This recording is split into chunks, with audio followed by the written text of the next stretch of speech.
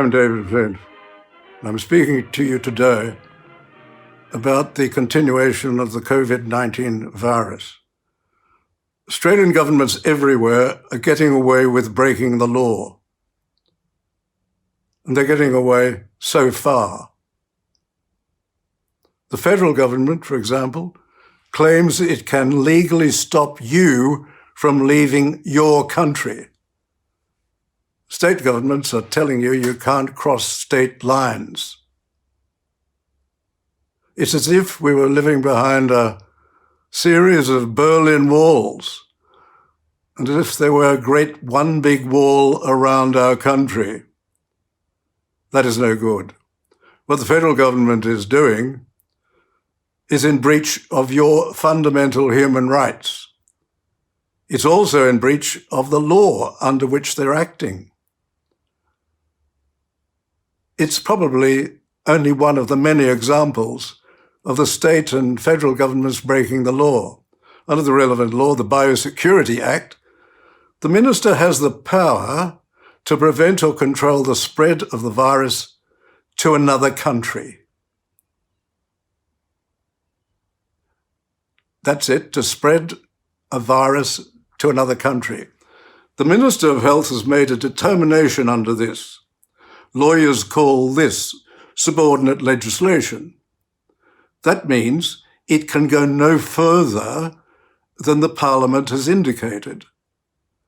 But if instead of just preventing the spread of the virus to another country, the Minister's determination says no Australian can leave the country unless he or she has an exemption from some bureaucrat for exceptional reasons.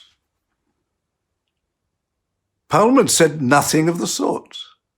The power of the minister is to prevent and control the spread of the virus to another country.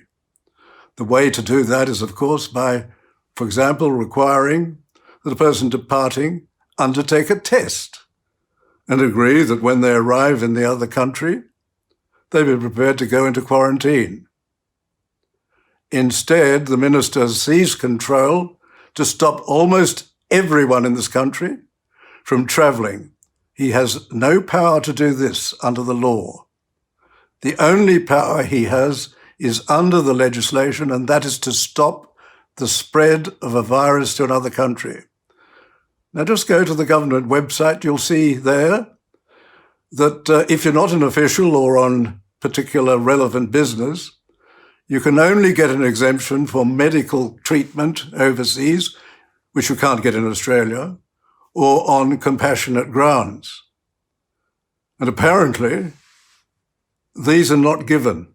Not many of these are given by the bureaucrats. The minister has no power to do this at all. This could well constitute misfeasance in public office, an actionable offence. That is what the Gillard government minister did when he decided on an absolute live cattle export ban a few years ago. He started with just limiting the ban to the questionable abattoirs, then inexplicably and unnecessarily and without power, he banned all exports. This was an absolute disaster for farmers, businesses, and the people who worked in them.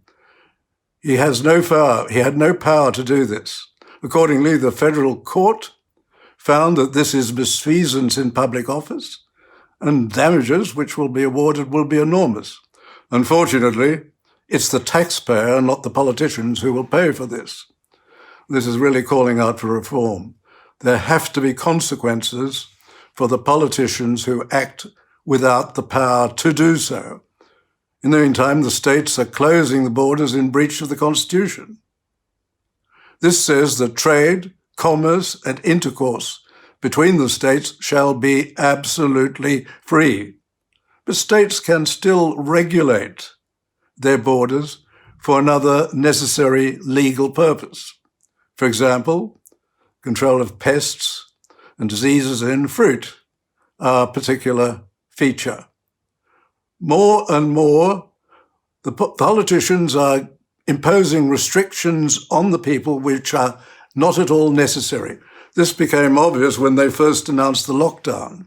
It just wasn't necessary. It was a terrible decision, and it was wholly unnecessary. I checked out the question and wrote about it in Spectator Australia.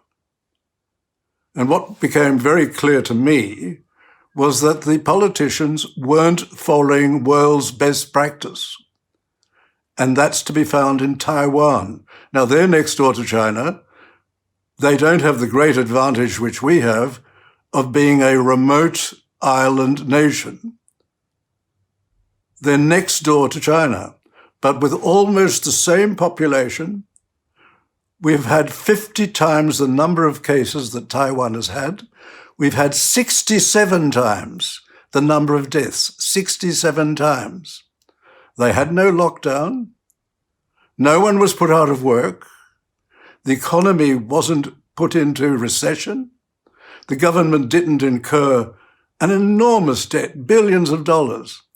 The Taiwanese, next door to communist China, concentrated on rigorously controlling entry and effective quarantine and protecting the aged and the vulnerable, and they did very well. Australia is one of the world's oldest continuing democracies. So why are we allowing our politicians to behave like little dictators? Politicians everywhere are exercising powers they just don't have.